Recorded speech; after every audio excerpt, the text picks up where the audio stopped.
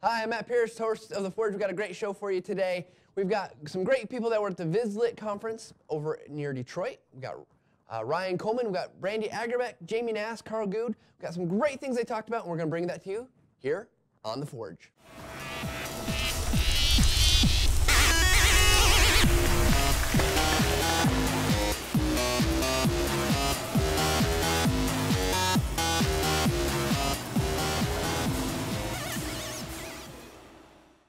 All right, guys, we're here, and we got some things for you, great things for you today. But before we get started, as always, you can always email us questions, comments, whatever you want to tell us at theforge@techsmith.com. You can also chat along in the chat box if you're watching live. Leave a comment on YouTube. We want to hear from you. We're actually going to be thinking about how we can redo the show, make it even better, more exciting for all of you. So we want to hear what you want to see on future episodes of The Forge. So last weekend, a couple of the TechSmith crew, we were at a conference called VizLit. This is Visual Literacy Conference. We had some great speakers there, and the host of the conference, Tom Crawford, actually allowed us to do some segments and interview some of the facilitators there. You can check out visualliteracy.com if you want to learn more about the conference. But first, we're going to bring you a panel discussion. We talked with Brandy Agerbeck, Jamie Nass, and Carl Good, digital versus paper. Of course, at TechSmith, we're a digital company, so we might lean that way. But what are the benefits and distractions from either side? So let's go to that right now, and we'll be back in a couple minutes. Hi, I'm Matt Pearson. We're here at VizLit 2013. This is a great opportunity. Thank everyone for being here. I've got a great panel of guests with us today. We've got Brandy Agerbeck, Carl Good, and Jamie Nass. And real quick, will you guys tell us one sentence, what you do in your professional life? I'm Brandy, and I'm a graphic facilitator, so I map conversations as they're happening. Great sentence. I'm Carl Good. Carl Good's mic is not on, so Jamie, I'm Carl Good, and here we go. Sorry, The Forge folks. I'm Carl Good, and I make infographics digitally and stuff like that. I teach at Michigan State University's School of Journalism. And stuff. And stuff. And Jamie. I'm Jamie Nass. Oh, your mic's not on either. So this is the problems with when you do this stuff. You got to figure things out. My name is Jamie Nast. I'm the author of a book titled Idea Mapping, and I teach 2-day workshops which feature the idea mapping tool and other learning tools. All right, so for those people that are watching at home, we're going to have a debate about digital versus paper. Now, this is an important topic when you're talking about communication and doing visual things, and so I think we've got some strong stances here. Please do not let it come to fisticuffs. You know, don't take this out. If you have to fight, take it out back. All right, so one of the first things I want to ask is, there's obviously strengths and benefits to both. So from your guys' perspective, what are the strengths? Let's start with paper. They both look at me. Whoosh. I am very pro paper, and I'm pro paper because it's tactile and it's physical, and you can actually pick up a piece of paper and hold it and squish it and move it around. So you have a physical relationship with your physical body to the piece of paper. Okay, so there's a relationship there. Yep. And Carl, you're like, no, I don't work with that stuff anymore. No, I don't actually. I do, but I don't. But I'm an illustrator and an artist, and I sketch out my ideas for illustration on paper. But when I'm really brainstorming an infographic, I like to go right to the computer and start, using some of the tools I know to just sort of break down that information and figure out what I'm going to do. I do love paper. It's very portable. You can take it. You can slap a notebook in your back pocket without having to boot it up. I take a lot of visual notes as I'm walking around and talking to people. But when I'm really doing a lot of brainstorming or thinking or like designing, I do that right on the computer. Okay, Jamie. The pros for paper for me are, again, kind of back to what Brandy was saying, is the kinesthetic. But for me, it goes a step beyond that from the standpoint that it affects our memory. So because I drew it, I actually remember it a bit stronger. And the other reason is I get a lot of people that come in, for workshops and this kind of, and they're so sick of being in front of a computer. And just the release, the artistic release that they gain from that is sometimes something that they just really enjoy. Okay, yeah, I can see that. I actually carry a notebook most places I go. But so on the other flip side of that, we've got digital, right? So there's obviously some disadvantages. Carl, you mentioned you can't carry your digital drawings in your pocket as easily without maybe sitting on and breaking the screen. But for you, what is the real draw to being able to in this digital media? The undo key. I love undo keys. I was going to name my dog Undo key. Come on, undo dookie. But what I really like about digital media is that, that beyond paper is just like when I showed a map of the United States with a line drawn in it that shows the route of some route. But digitally, you can just expand that content 10 times that amount. It's deeper and deeper. You can go so deep with digital media, just sort of by opening up and sort of this interactivity and clicking through that you can't get from paper. So you can add a lot more content into a very tiny space, and it's very shareable too. Digital media is shareable. And to bounce off of that, the distribution of digital, the fact that we can take a picture of what I drew this morning and send it out to Twitter, and then that gets spread like that. So, but I've noticed, Brandy, I mean, even today, you've got this great picture that you've drawn. We can put that up on the website. We'll take a picture of it. But for you, it seems like most of your work, except for you post pictures on your website, which some of them are great. I love the Wizard of Oz, by the way. So why would you make an argument that most people should? And we'll take strong stances here. Why should most people work in paper? Do you think? Because it's physical, because we have a physical relationship to it. I think. So talk about that though, because I have a physical relationship with my mouse. I'm moving it and the screen. I'm glad he said mouse. Physical relationship with his mouse. I kiss my keyboard sometimes. I rock it to sleep at night. Sleep with the keyboard.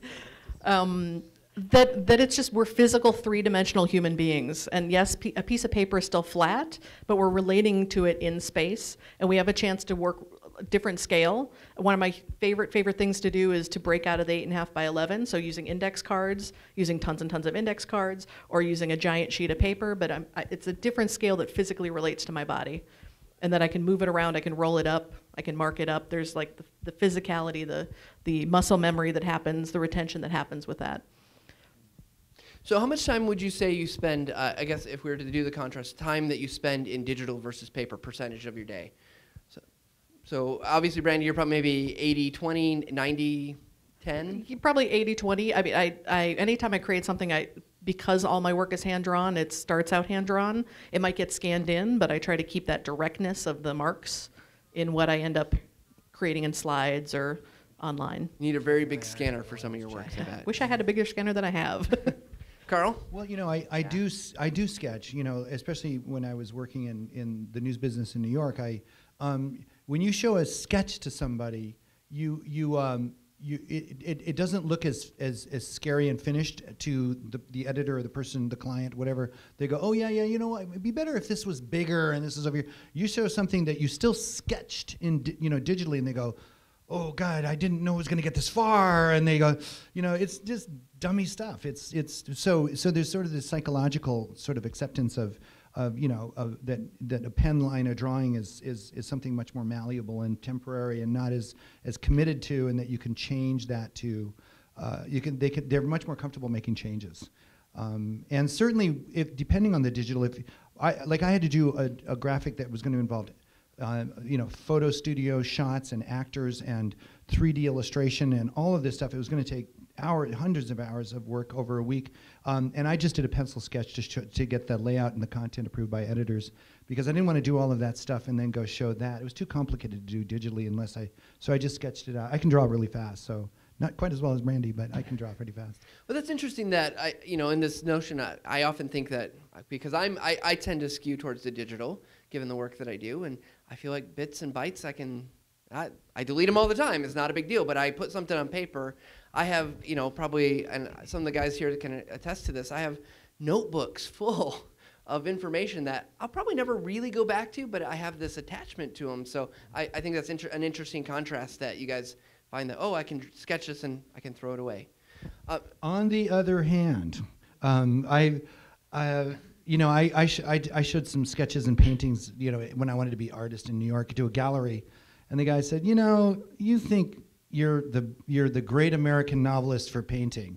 Like, everything you do is so important, like he said, you draw something and it has to be saved and stamped and dated and put in a drawer. He said, here's what you need to do. Take a piece of brown paper, slap it up against the concrete basement wall, tape it, put up a still life, paint that for an hour, and then throw it away. And then do it again and again and again and again and again. Come back in 5 years and then call yourself a painter. Because, we spend, this drawing is precious. My daughter did it at 2. And, it's like we hold it in such you know, drawing is like up here, but it's really just, you know, nothing. It's not that big a deal. The way I described that, and I described in my session, was the drawing is both a verb and a noun. And a lot of people get super hung up on the idea of verb as a noun, or drawing as a noun, that it's, you know, this product, it's this object, and it's precious. But when we do that, we lose the opportunity to think about drawing as a process and a verb, that it's just part of getting you to the next step, that it, you know, that it's the action. Yeah, and the words "I can't draw" elevates drawing to way up here. I can't draw. You know, screw that. You know, it's like, yes, you can draw, you can communicate, you can scrape out a sketch and show some. If you can play Pictionary, you can draw. So Jamie, you had I think you wanted to add to it. For me, I came out of the pure drawing world, and then it evolved. And the first time someone said that there was a software product that could do idea mapping, for example, I said, you have got to be kidding. That is absolutely disgusting. You know, like it took the whole beauty away from this whole process. Well, the more and more I live in this technical world, the more and more, even though my classes and workshops look like I'm mostly in the drawing world, the reality of my life is I'm probably 95% in the digital world. Just because the demands that the clients have, the applications that they're using these things for, demand that they are able to link to other websites, you know, and do a lot of things that you can't do by hand. So I almost wish we would have set this up, that we'd given it like a word or a challenge, and each of you go to your chosen mediums and make something. That would have been really fun to see Carl go, you know, crazy trying to figure out how. Well, you'd need your computer, right? It'd be more like this, and Brandy would be drawing, and Jamie would be mind mapping. It's interesting. We use the words drawing a lot, but Jamie obviously is coming to it from a different perspective of mind mapping. But that I like this idea of the process. So it doesn't. It's what I'm hearing though. It doesn't matter. If I'm digital, paper. More likely, I'm going to be a hybrid of both. But I like this idea of a process. And maybe we can talk a little bit more about that. And what led you to go the route that you've gone? Because I think, Brandy, obviously, I think there's something that about the sketch, you know, on this big paper, it facilitates. It'd be hard to do digitally as live. But and maybe in Carl, for you, it sounds like you've gone through this transition where. Yeah, from dairy farming. From dairy farming to. Yeah, that was my path to drawing, was dairy farming. That's another story. Another story. Drawing horses, dairy I hated cows. it so much it drove me to art. So what led you to, I guess, where you're at today in terms of each of you, how you landed where you've landed on the spectrum? Because as much as I think Tom wants us to be a competition against the, you know, fisticuffs again, bring it on. It really is a spectrum, right? So what's led you to that? We'll start with Jamie and work the other way. for me, it really starts with a purpose. So instead of starting with an application or whether I'm going to draw it by hand, or it starts with what am I trying to accomplish? And I've tried to really drive that home, just not only for myself but for my workshop participants, because so often they're trying to pick something that doesn't really match the outcome that they're trying to achieve. So if the thing is it's got to be beautiful and it's got to be memorable and you're giving it as a gift, you know, then you've got to have all the detail and you've got to probably want to draw it by hand. Who knows? But for me, what really has brought me to the space that I'm in is my purposes have evolved more towards the digital. So I always say to start with a purpose and Great. then decide if it's going to be hand-drawn or what you're going to do. Fantastic. Carl? Well, you know, there are lots of ways to, you know, I approach information visualization from the artistic side. I'm an artist who I originally wanted to be a children's book artist and stuff, but I wound up learning that you make more money if you combine that with information and data. So I was like, give me more of that money stuff. And so I approach it, though, from an artistic point of view. And then, like Jameson here is a computer scientist, and he approaches his storytelling, his visual storytelling through computers and data visualization, very digital. And so there are lots of ways to approach this kind of story. I'm originally an artist who has adapted the visual, the digital, in order to share and to produce. I do like the Unduki. It became much, I spent 10 years drawing my stories, doing my journalism on the drawing board with a pen and ink and stuff like that. And then when the computer came along, it was like, oh my God, give me more of this. I love this, so many options and undos and versions you can create. Whereas Jameson would be coming at this going the other way if he ever learns how to draw. If you want to drawing lessons, so he'd be coming from that direction. There are multiple ways to approach this kind of stuff. Fantastic. Brandy, anything that you want to add or share? Just, I've always been super duper duper hands-on. You know, out of the main learning styles of auditory, kinesthetic, and visual, people assume I'm visual, but I'm actually much more kinesthetic. So I was the kid who was always playing with clay and sewing and moving stuff around. And, but I did, you know, I always drew, and in school, you know, the turning point for me was, it was the night before I had to give a huge speech, and that night I saw the picture of how the speech looked in my head, so the next day I mapped it out at the same time that I spoke, and then 4 years later I happened to fall into this work, graphic facilitation, where I'm like, oh, that's a job, I didn't know. But it's really about seeing the shape of things, so it's like, you know, shaping and finding the shape and creating the shape. Well, fantastic. So again, I know, so we were saying last night, I like digital, but I really like digital. Ah, very good. Well, we are, believe it or not, time flies when we do this, and so I want to thank Brandy and Carl and Jamie. I think that we'll take the debate outside and, you know, see how it continues. And I think regardless of what you do, there's obviously great power in using these visuals to communicate. So we're gonna stop for a second, and we're gonna come back with we have another interview today. But again, thank you to my guests. We're gonna make sure their information is on our website. So go ahead and check out all the cool things that they're doing. There's a lot to learn from them, and we'll be right back. All right, we want to thank Brandy and Jamie and Carl once again. There's a lot of great information in there, so depending on what side of the debate you fall on, we'd love to hear your opinions and thoughts. theforge@techsmith.com. Now we're going to go to Ryan Coleman interview that we did at the same conference. Ryan works for a bank in Montreal, and he's got a very interesting job that he actually gets to facilitate the brainstorming process, and he's got some ideas and techniques for that. And one thing you need to make sure you listen for is the proper way to peel a sticky note. Did you know there's a proper way to peel a sticky note? I didn't. I learned that, plus a whole bunch more from Ryan. Let's go to that right now, and then we'll be right back, and we've got a very big announcement about Screencast Camp coming up. All right, we are back with our next segment. We're talking with Ryan Coleman. I'm going to let Ryan tell everyone what he does, because I think it's really interesting. I think there's some really fascinating things for folks to learn out here. So Ryan, welcome. Thank you for talking with me today. Thanks for having me. So Ryan, explain for us what you do. I've heard you say it a couple of times here at the show, but I think it's just fascinating. So I do a variety of things. So currently I lead technology experience strategy, at Bank of Montreal in Toronto around our employee technology experience. So I'm part of a new team that's doing experience design focused internally on our end users within the bank. So from an IT perspective, how do we deliver better experiences in their computing, their mobile phones, things like that. But as part of my background, what brings me to Viz Literacy is I have a background in facilitation, information design, brainstorming, things like that. So I think it's interesting because a lot of, especially at this conference, and a lot of things that I think I end up talking with people about is actually creating visuals. Like, you know, we just had Brandy and Carl and Jamie, and, you know, mind mapping is obviously very visual, and Brandy's stuff is just hugely visual. And then Carl pulls out all the stuff that he did at Newsweek, and it's like, oh my goodness, look at it, it's all visual. But what I'm hearing is not that you're necessarily doing drawing and getting right in, that you're actually doing facilitation and using methods that are a bit more visual. Is that an accurate statement? Yeah, no, that's so very, very little of what my main role encompasses is finished product visualization, I guess you could say, right? It's not the infographics like Carl creates or the finished graphic. It is work in progress using, you know, models like the Grove templates, right? How David Sibbett and his team have those great visual templates for graphic game plans or 5 bold steps, right? So it's using visuals in a way to help facilitate the conversation, not so much that the visual itself is a final product. Sometimes it ends up that way. There are cases where we have, you know, like a 5-fold steps output printed up and everyone's got it on their desktops. They can follow along with what we're doing. But the goal is actually the thinking and the process of creating the graphic, not so much the actual finished product itself.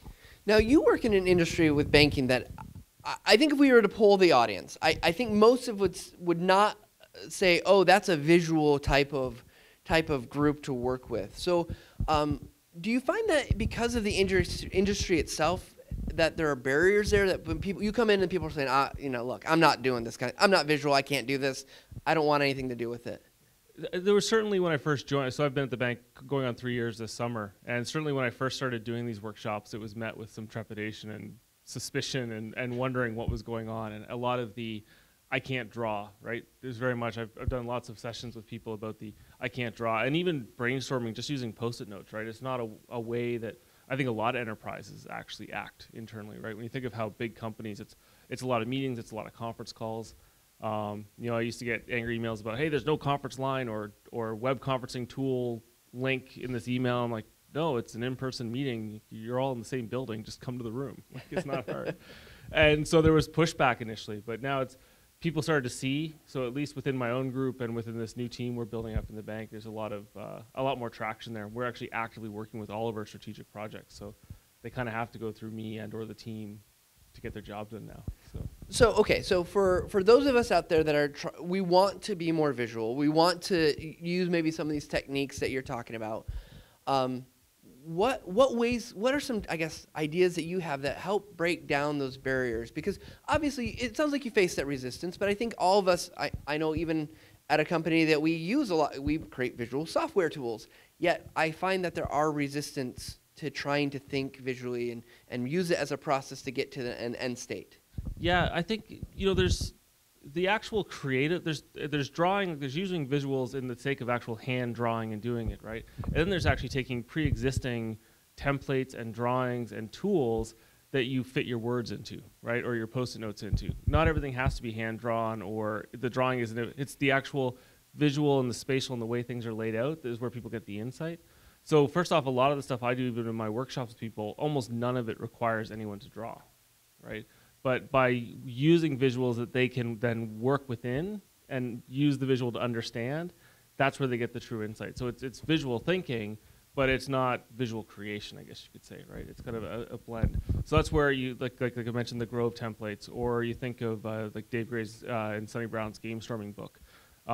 There's lots of existing materials that anyone in this room, you know, you've done the visual alphabet, you've got the dots and the arch and the angle and all those bits. You can piece together any of these templates. We're literally talking about boxes and arrows and circles, right? It's not a complicated drawing, but that framework helps organize people's thinking into a structured way that you can then have a conversation as you work through that visual. So I'm going to put you on the spot a little bit here, because you know, I'm sure you have lots of techniques, and picking one might be like picking a favorite child, which most people find difficult to do. If my kids are watching, Elijah, it's you. Just kidding, Elijah, it's not. I guess if you were to pick a favorite way to get two good ideas, what's your like a technique that we could all go and apply? Well, I think it's not as visual, but the affinity mapping, the idea of the post-it and clustering, we did that in my session earlier today, and if you do a search for affinity map, it'll show up. That's a great one. That's a really democratic way to get a lot of ideas out, get them up on a wall, and get them organized in a way that anyone can get the insights or the understanding from them.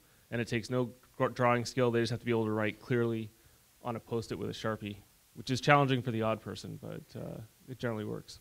I found that I liked something that you said in fact, and it made me really think about the Post-it note. And I will have you share the awesome tip about Post-it notes. But I found that the restriction on size was, you mentioned that's a great restraint. Yeah. So the great thing about Post-it note, the reason why we recommend, or I recommend, and how I learned is, Post-it notes say they're a small amount of space, and then by giving someone a fat Sharpie marker, they can only fit 3 or 4 words reasonably on a Post-it note, right? Especially if the Sharpie's been used and doesn't have a really fine point anymore. And that prevents people from writing. If you give people the chance, they will fill every inch of space or ounce of space with writing if they can, to explain their idea as clearly as possible. But by using a little Post-it note, you got 2 or 3 words, and that's about all you can fit on for it to still be legible. So it's a good way to help focus the energy, but then it also, when it's on the wall, it keeps it very legible, so people can stand back and the whole group can actually read what's on the Post-it notes, as opposed to a ballpoint pen, right, where it just kind of vanishes if you get more than a foot or 2 away from it. So I was in your session this morning, and you talked about the right way to peel a Post-it note. And for anyone that's out there watching this, did you know there's a correct way to actually peel a Post-it note off a stack of Post-it notes? I didn't know this. So what is the correct way to actually do this? So the correct, someone want to toss me? And full credit goes to Dave Gray for teaching me this. So the basic premise. Go ahead and sit down. Yeah, I'll sit down so I'm camera back can in see frame. it. Yep. So most people, when they're done a Post-it note, they're immediately going to peel it from the bottom and pull it up, right? Actually, I didn't pull it a little more aggressively. Most people pull it quite aggressively. But see, when you stick it on, that one's going to go perfect. I had the same problem when I tried to show my session. Okay. Yeah. There we go. That's a little worse. What happens though is they sit away, they tip up, they bend away from the wall. And if you picture as people start moving Post-it notes around the room, they quickly lose their stick. Less and less of the glue surface is touching. So the best way to peel a Post-it note is to peel it left to right. And then you don't put any bend into the Post-it at all. So when you put it on the wall, the theoretical wall behind me, it sits perfectly flat. The glue's perfectly flat, and it'll stay there forever. It's great. So that's a handy trick. But like I said, full credit to Dave Gray for teaching that one. Well, it was fantastic, and it was enlightening because we use about 1 million sticky notes at TechSmith a week, it feels like. So we just had a panel here, digital versus media. Now, you're in a totally different space, I think, than the types of outputs that you're creating with. But how does digital media play into your creation process and the things that you're doing, if at all?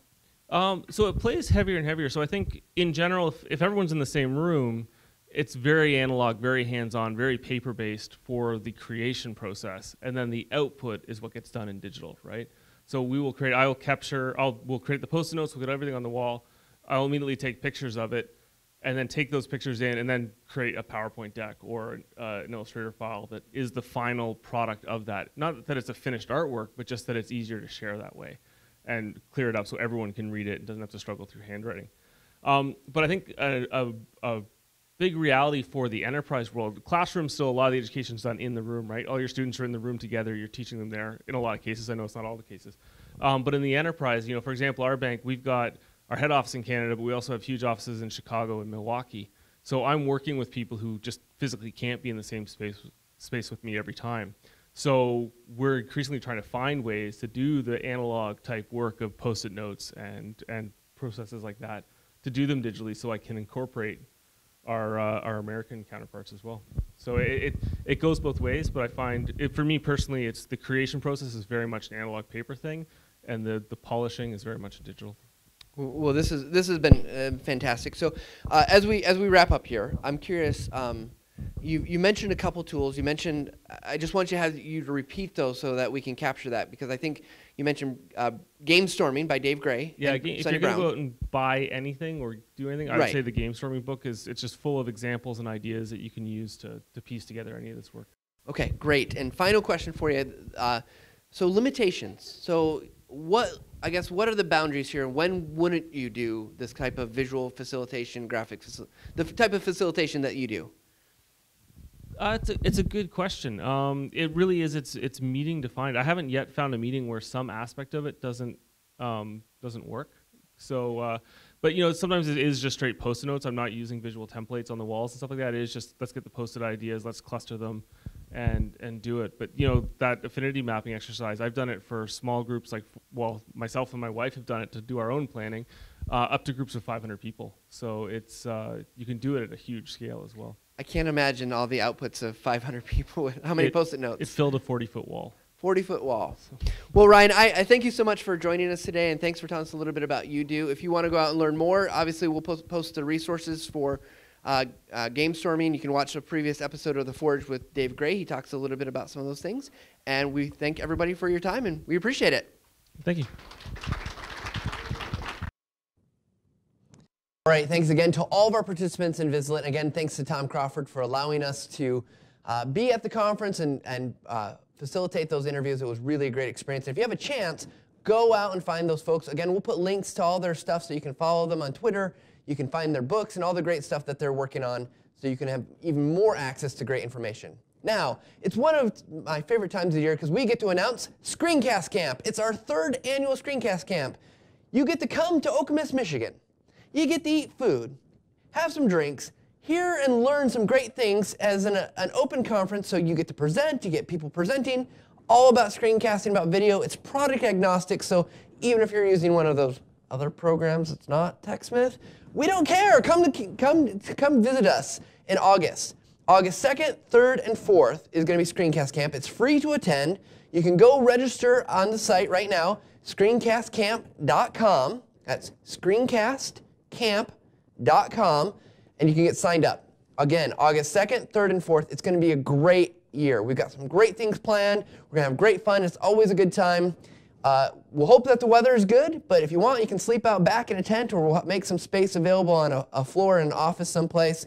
But we'd love to have you there. It's one of the great experiences that we think that you might have this year in terms of conferences, because there's just so much great stuff going on. If you got questions about it, don't hesitate to let us know. Again, screencastcamp.com. We're looking forward to it this year, this summer.